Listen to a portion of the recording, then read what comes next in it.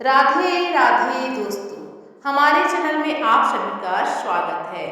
दोस्तों, भगवान कृष्ण के माता पिता वसुदेव व देवकी किस पाप के कारण कारागार में बंदी थे?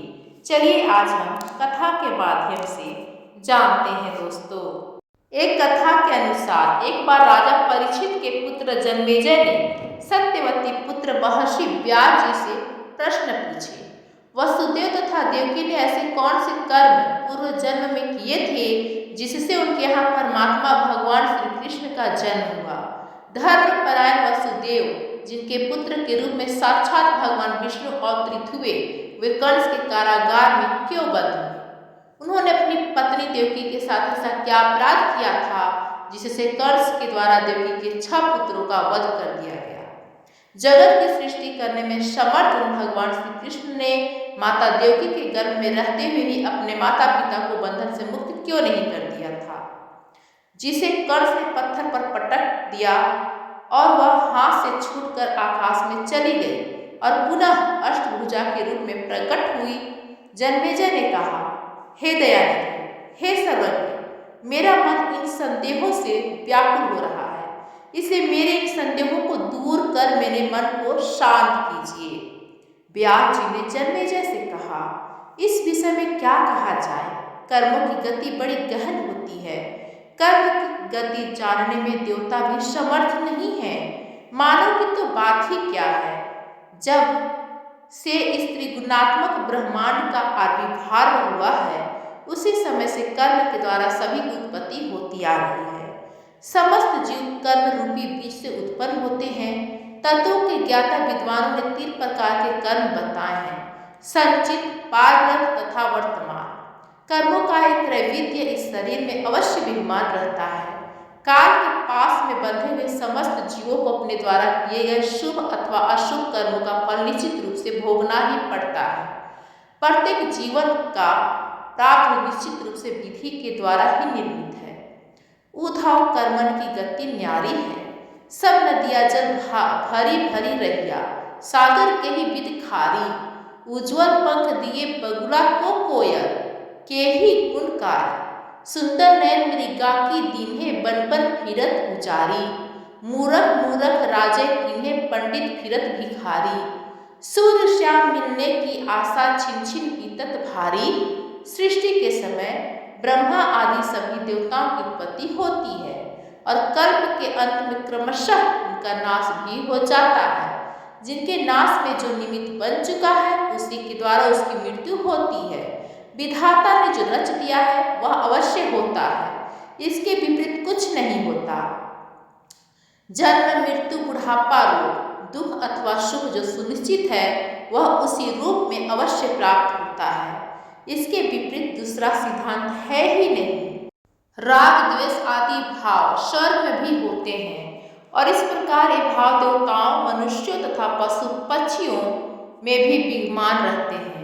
पूर्व जन्म में किए हुए बैर तथा स्नेह के कारण समस्त विकार शरीर के साथ सदा संलग्न रहते हैं। आदि अंत रहित यह कर्म ही जगत का कारण है। भगवान विष्णु भी अपनी इच्छा से जन्म लेने के लिए स्वतंत्र होते हैं। वे अनेक प्रकार के सुखों व वैकुंठपुरी का निवास छोड़कर निम्न योनियों में जन्म क्यों लेते हैं? ब्रह्मा आदि सभी देवता भी कर्म के वश में हैं और अपने किए कर्मों के फल स्वरूप सुख दुख प्राप्त करते हैं। प्रत्यक्ष दिखाई देने वाले सूर्य और चंद्र कर्म से ही नियमित रूप से परिभ्रमण करते हैं तथा सबको सुख प्रदान करते हैं, किंतु उनके शत्रु राहु के द्वारा उन्हें होने वाली पीड़ा दूर नहीं होती। सूर्य पुत्र, शनैश्वर, मंद और चंद्रमा क्षय रोगी तथा कलंकी कहे जाते हैं। बड़े बड़े देवताओं के विषय में भी विधि का विधान अटल है। भगवान विष्णु को रामावतार ग्रहण करके वनवास का दारुण कष्ट, सीताहरण का महान दुख, रावण से युद्ध व पत्नी परित्याग की असीम वेदना सहनी पड़ी। उसी प्रकार कृष्णा अवतार में बंदी गृह में जन्म, गोकुल गमन, गोचारण, कंसवध और फिर द्वारका के लिए प्रस्थान आदि अनेक सांसारिक दुखों को भोगना पड़ा। रामावतार के समय देवता क्रम बंधन के कारण वानर बने। और कृष्णा अवतार में भी कृष्ण की सहायता के लिए देवता यादव बने। वसुदेव तथा देवकी ने ऐसे कौन से कर्म पूर्व जन्म में किए थे जिससे उन्हें यहाँ परमात्मा भगवान श्री कृष्ण का जन्म हुआ। दोस्तों, जब माता देवकी का पहला जन्म हुआ था उस समय उनका नाम पुरुषी तथा वसुदेव सुतपा नामक प्रजापति थे। दोनों ने संतान प्राप्ति की अभिलाषा से सूखे पत्ते खाकर और कभी हवा पीकर देवताओं के 12,000 वर्षों तक तप किया। इंद्रियों का दमन करके दोनों ने वर्षा, वायु, धूप, शीत आदि काल के विभिन्न गुणों को सहन किया और प्राणायाम के द्वारा अपने मन के मल धो डाले। उनकी परम तपस्या, श्रद्धा और प्रेममय भक्ति से प्रसन्न होकर श्री विष्णु उनकी अभिलाषा पूर्ण करने के लिए उनके सामने प्रकट हुए और उन दोनों से कहा कि तुम्हारी जो इच्छा हो मांग लो। तब उन दोनों ने भगवान श्री हरि जैसा पुत्र मांगा। भगवान विष्णु उन्हें तथास्तु कहकर अंतर्ध्यान हो गए। वर देने के बाद भगवान ने शील, स्वभाव, उदारता आदि गुणों में अपने जैसा अन्य किसी को नहीं देखा।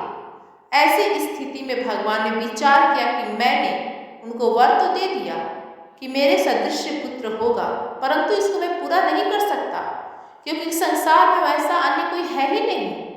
किसी को कोई वस्तु देने की प्रतिज्ञा करके पूरी ना कर सके तो उसके समान तिगुनी वस्तु देनी चाहिए।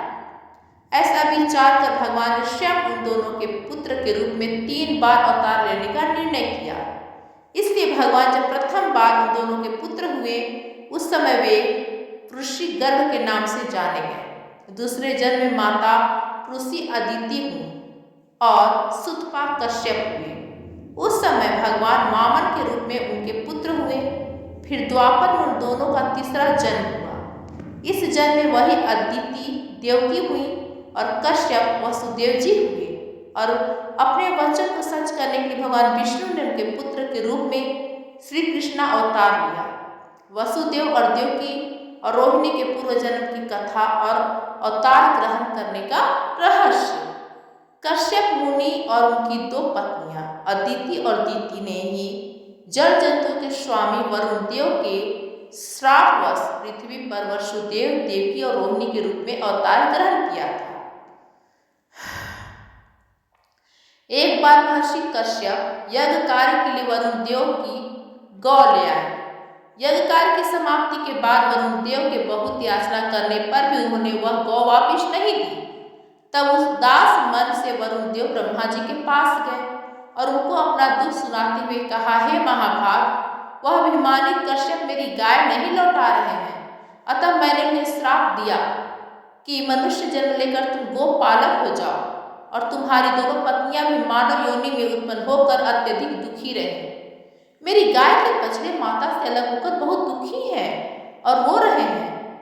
अतएव पृथ्वी लोक में जन्म लेने पर यह अदिति भी मृत्युवत्सा यानी जन्म लेते ही बच्चों का मृत्यु को प्राप्त हो जाना होगी। इसे कारागार में रहना पड़ेगा और उसे बहुत कष्ट भोगना होगा।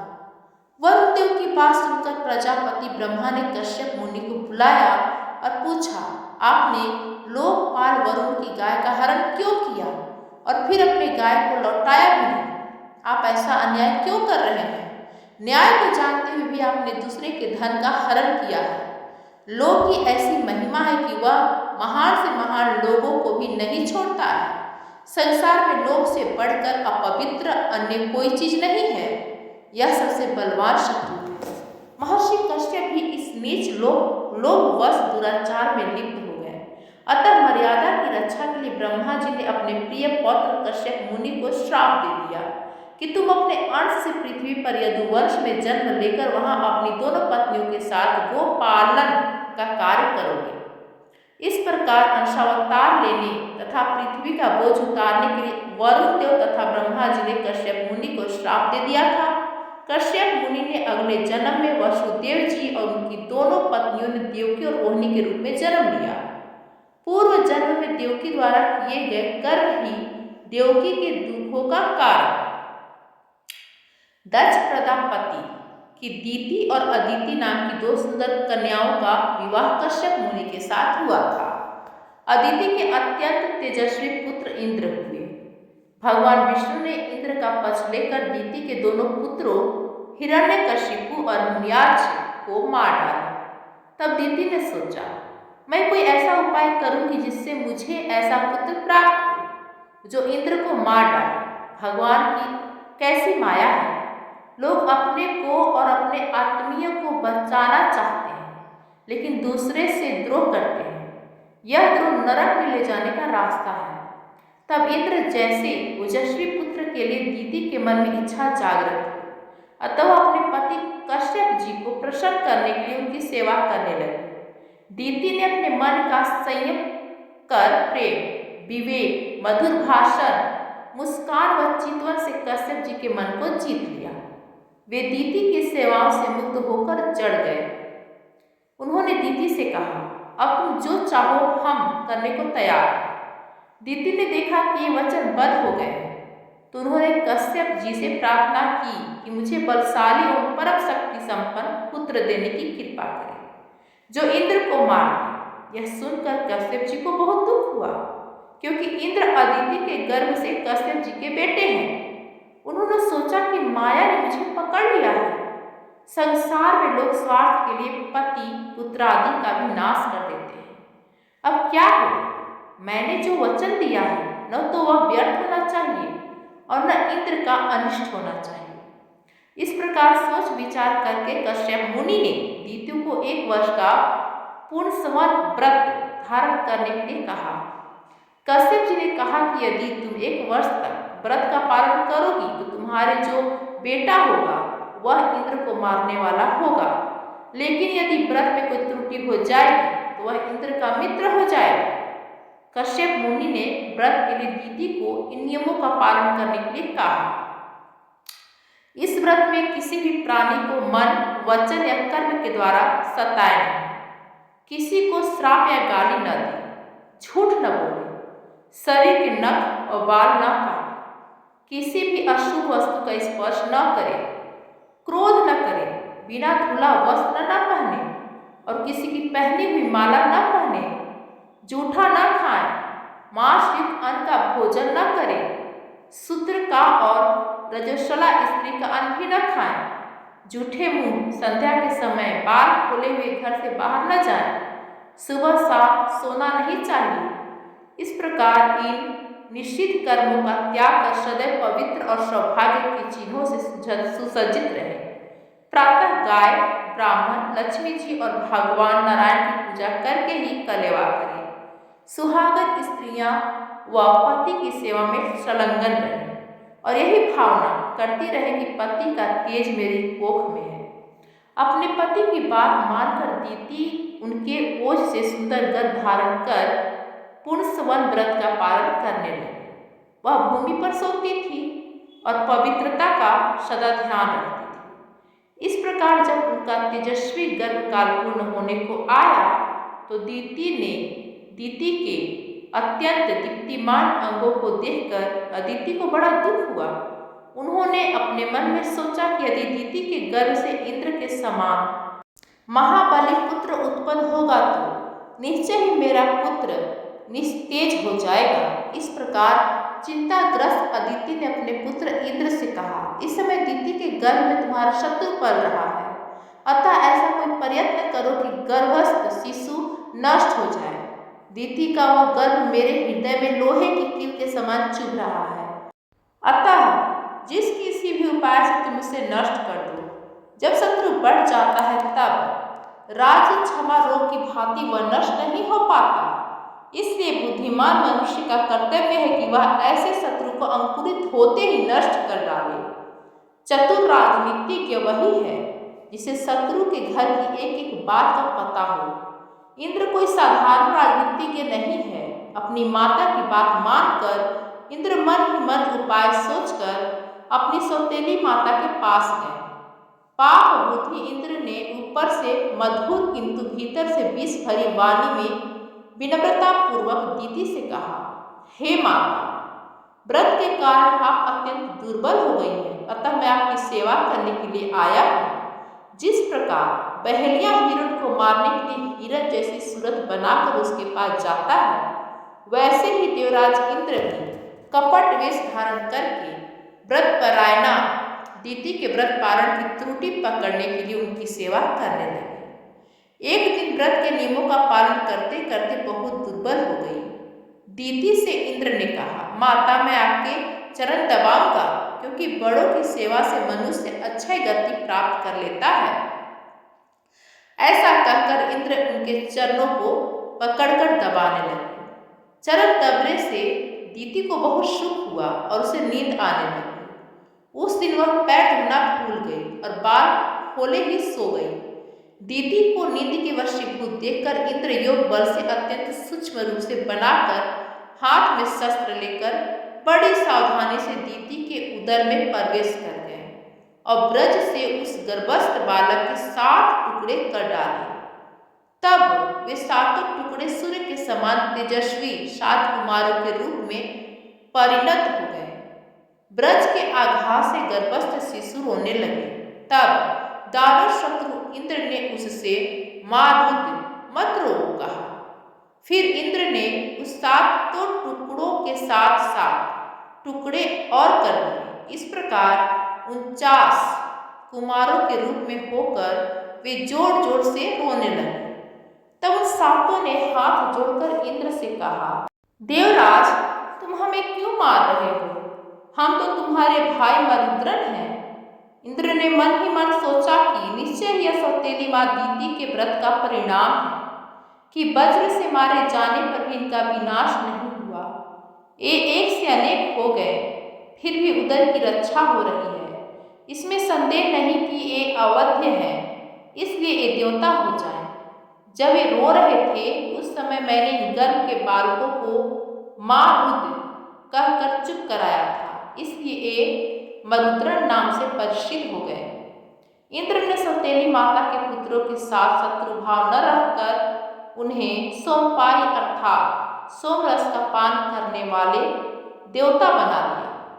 छली इंद्र द्वारा अपने गर्भ को विकृत किया जानकर दीति जाग गई और दुखी होकर क्रोध करने लगी। यह सब मेरी बहन अदिति द्वारा कराया गया है। ऐसा जानकर दीति ने कुपित होकर अदिति और इंद्र दोनों को श्राप दे दिया कि इंद्र ने छल पूर्वक मेरा गर्भ छिन्न भिन्न कर डाला है। उसका त्रिभुवन का राज्य शीघ्र ही नष्ट हो जाए। जिस प्रकार पापनी अदिति ने गुप्त पाप के द्वारा मेरे गर्भ को नष्ट करवा डाला है, उसी प्रकार उसके पुत्र भी क्रमशः उत्पन्न होते ही नष्ट हो जाएंगे और वह पुत्र शोक से अत्यंत चिंतित होकर कारावास में रहेगी। तब कश्यप जी ने दीति को शांत करते हुए कहा, देवी तुम क्रोध मत करो। तुम्हारे ये 49 पुत्र मरुत देवता होंगे जो इंद्र के मित्र बनेंगे। तुम्हारा श्राप 28वें द्वापर युग में सफल होगा। वरुण देव ने भी उसे श्राप दिया है। इन दोनों श्रापों के संयोग से यह अदिति मनुष्य योनि में जन्म लेकर देवकी के रूप में उत्पन्न होगी और अपने किए कर्म का फल भोगेगी। सबके शासक, धर्म के रक्षक और तीनों लोकों के स्वामी इंद्र ने जब ऐसे निंदित कर्म कर डाला, तब फिर कौन मनुष्य पाप नहीं कर सकता? ब्रह्मा से लेकर तृण पर्यंत स्थावर जंगम सभी प्राणी माया के वशीभूत रहते हैं और वह माया उनके साथ पीड़ा करती रहती है। यह माया सभी को मोह में डाल देती है और जगत में निरंतर विकार उत्पन्न किया करती है। वेदों में कहा गया है कि सत्गुण से सभी देवता, रजोगुण से मनुष्य तथा तमोगुण से पशु पक्षी आदि जीव उत्पन्न होते हैं। अतएव जब सत्व गुण से उत्पन्न देवताओं में भी निरंतर आपस में वैर भाव रहता है, तब पशु पक्षियों में परस्पर जाति वैर उत्पन्न होने में क्या आश्चर्य। देवता भी सदा असंतुष्ट रहते हुए द्वेषपरायण होकर आपस में विरोधाभास रखते हैं। चंद्रमा ने जानबूझकर अपने गुरु बृहस्पति की पत्नी का बलपूर्वक हरण कर लिया। उसी प्रकार इंद्र ने महर्षि गौतम की पत्नी के साथ अनाचार किया। जगत उत्पत्ति भगवान विष्णु ने वामन रूप धारण कर छल से राजा बलि को ठग लिया, लेकिन विजय राजा बलि की ही हुई। जिन्होंने समस्त भूमंडल का दान कर दिया। भगवान विष्णु जो त्रिविक्रम कहलाते थे, छलने के लिए वामन बने और उन्हें राजा बलि का द्वारपाल बनना पड़ा। ब्रह्मा जी वेदकर्ता और जगत की सृष्टि करने वाले हैं, किंतु वे भी सरस्वती को देखकर विकल हो गए। जब शिव भगवान की भार्या सती दक्ष यज्ञ में जलकर भस्म हो गई, तब लोगों को दुख दूर करने वाले होते हुए भी शिव भगवान शोक संपत्त हो गए और कामाग्नि से जलते हुए यमुना नदी में कूद पड़े। तब उनके तप के कारण यमुना जी का जल श्याम वर्ण का हो गया।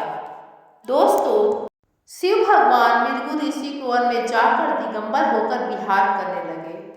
तब शांति प्राप्त करने के लिए उन्होंने दानवों के द्वारा निर्मित बावली का जल पिया। अपने कर्म के प्रभाव से ही रुद्र को मुंडों की माला धारण करनी पड़ती है। इंद्र को बैल बनकर पृथ्वी पर सूर्यवंशी राजा का पुष्ट का वाहन बनना पड़ा। भगवान श्री राम भी काम से व्याकुल होकर माता सीता के वियोग में जोर जोर से रोते हुए वृक्षों से पूछते फिरते थे कि सीता कहाँ चली गई। हे खग मृग, हे मधुकर श्रेणी, तुम देखी सीता मृग नैनी।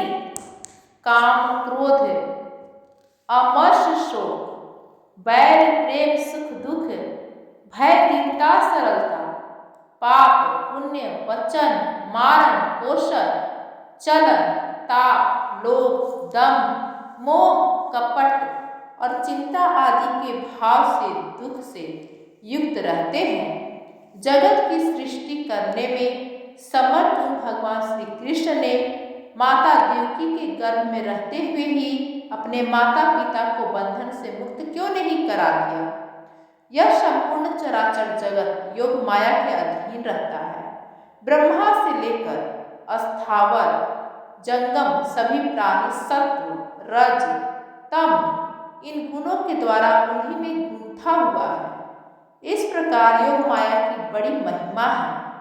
ब्रह्मा रुद्र इंद्र वरुण यम कुबेर अग्नि सूर्य चंद्र आदि देवता ऋषि मुनि ये सब बाजीगर के अधीन कठपुतली की भांति सदा योग माया के अधीन रहते हैं। भगवान के सभी अवतार रस्सी से बंधे हुए के समान भगवती से ही नियंत्रित रहते हैं। भगवान विष्णु भी कभी वैकुंठ में और कभी क्षीर सागर में आनंद लेते हैं, कभी अत्यधिक बलशाली दानवों के साथ युद्ध करते हैं, कभी योग निद्रा के वशीभूत होकर शयन करते हैं, कभी मलमूत्र तथा स्नायु से भरे गर्भ में वास से होने वाले दुख भोगने को विवश हो जाते हैं। इस प्रकार सभी देवता काल पास में आबद्ध रहते हैं। अतः मनुष्य हो या देवता, किए गए शुभ या अशुभ कर्मों का फल तो अवश्य ही भोगना पड़ता है। इसे जगत की सृष्टि करने में समर्थ उन भगवान श्री कृष्ण ने माता देवकी के गर्भ में रहते हुए अपने माता पिता को बंधन से मुक्त नहीं किया। कर्म फल भोगने के बाद ही वसुदेव व देवकी को श्री कृष्ण भगवान ने कंस का वध कर कारागार से मुक्त किया और उनका कष्ट दूर किया। दोस्तों, आगे जानेंगे माता देवकी के 6 पुत्र कौन थे। स्वयंभू मनवंतर में मरीचि और उनकी पत्नी ऊर्जा के 6 अत्यंत बलशाली व धर्मपरायण पुत्र थे। एक बार ब्रह्मा जी को अपनी पुत्री सरस्वती के साथ विहार करते देख ये हंस पड़े। ब्रह्मा जी ने श्राप दे दिया कि तुम लोगों का पतन हो जाए और तुम दैत्य योनि में जन्म लो। वे 6 पुत्र कालनेमि के पुत्र के रूप में उत्पन्न हुए। अगले जन्म में वे हिरण्यकशिपु के पुत्र हुए। इन्हें अपने पूर्व जन्मों का ज्ञान था, अतः पूर्व श्राप से भयभीत होकर ये तप करने लगे। इससे ब्रह्मा जी ने प्रसन्न होकर इन्हें वर दे दिया कि देवता दानव नाग गंधर्व सिद्ध आदि कोई तुम्हारा वध न कर सके। हिरण्यकशिपु चूंकि देवताओं का विरोधी था, इससे वह अपने पुत्रों से कुपित हो गया। कि तुमने अपने पिता की उपेक्षा की, अतः उसने अपने पुत्रों को श्राप दे दिया कि मैं तुम लोगों का परित्याग करता हूँ। तुम लोग पाताल लोक चले जाओ और इस पृथ्वी पर तुम लोग सडगर्भ नाम से विख्यात हो जाओगे। तुम लोग बहुत दिनों तक निद्रा के वशीभूत रहोगे। तुम लोग क्रम से प्रति वर्ष देवकी के गर्भ से उत्पन्न होते रहोगे और पूर्व जन्म का तुम्हारा पिता कालनेमी जो कंस होगा तुम लोगों को जन्म लेते ही मार डालेगा। इस प्रकार हिरण्यकशिपु के श्राप से वे कर्म से एक एक करके देवकी के गर्भ में आते रहते हैं और कंस पूर्व श्राप से प्रेरित होकर उन देवकी पुत्रों का वध करता गया। इसके बाद शेष नाग के अंशावतार बलभद्र जी देवकी के सातवें गर्भ में आए। योग माया ने अपने योग बल से उस गर्भ को खींचकर गोकुल में नंद बाबा के घर रह रही वसुदेव जी की पत्नी रोहिणी के गर्भ में स्थापित कर दिया। फिर देवताओं का कार्य सिद्ध करने तथा पृथ्वी का भार उतारने के लिए जग उत्पत्ति भगवान विष्णु देवकी के 8वें गर्भ में विराजमान हो गए। वह कन्या कौन थी जिसे कंस ने पत्थर पर पटक दिया था और वह हाथ से छूटकर आकाश में चली गई और पुनः अष्टभुजा के रूप में प्रकट हुई। देवताओं का कार्य सिद्ध करने के उद्देश्य से भगवती योग माया ने अपनी इच्छा से यशोदा के गर्भ में प्रवेश किया। भाद्रपद मास के कृष्ण पक्ष में रोहिणी नक्षत्र युक्त अष्टमी तिथि की अर्धरात्रि की शुभ बेला में देवकी जी ने परम सुंदर अद्भुत बालक को जन्म दिया। उसी समय योग माया के अंश से दिव्य रूपी मई त्रिगुणात्मक का भगवती ने यशोदा के गर्भ से अवतार लिया। जब वसुदेव जी श्री कृष्ण भगवान को लेकर नंद बाबा के घर पहुंचे तब स्वयं भगवती ने सरंद्री यानी परिचारिका का रूप धारण कर उस अलौकिक बालिका को अपने कर कमलों से वसुदेव जी को दे दिया। वसुदेव जी भी अपने पुत्र श्री कृष्ण को देवी रूपा सरंद्री के कर कमल में रखकर योग माया स्वरूप उस बालिका को लेकर कारागार में लौट आए। कारागार में पहुंचकर उन्होंने देवकी की सैया पर बालिका को लिटा दिया। इतने में कन्या ने उस स्वर में रोना शुरू कर दिया। रोने की आवाज सुनते ही कंस तुरंत वहां आ पहुंचा। वसुदेव जी ने रोते हुए उस कन्या को कंस के हाथों में रख दिया। कन्या को देखकर कंस ने सोचा आकाशवाणी तथा नारद जी का वचन दोनों ही गलत सिद्ध हुए। ऐसा सोचकर उस निर्मम कंस ने बालिका के दोनों पैर पकड़कर पत्थर पर पटका, किंतु वह कन्या कंस के हाथ से छूटकर आकाश में चली गई। वहां दिव्य रूप धारण कर उस कन्या ने मधुर स्वर में कहा, अरे पापी, मुझे मारने से तुम्हारा क्या लाभ होगा? तेरा महाबलशाली शत्रु तो जन्म ले चुका है। ऐसा कहकर वह कल्याणकारिणी भगवती स्वरूपा कन्या आकाश में चली गई। दोस्तों, आप लोग को यह जानकारी कैसी लगी? यदि पसंद आए तो हमारे चैनल को like, comment, share and subscribe करना ना भूलें। धन्यवाद दोस्तों।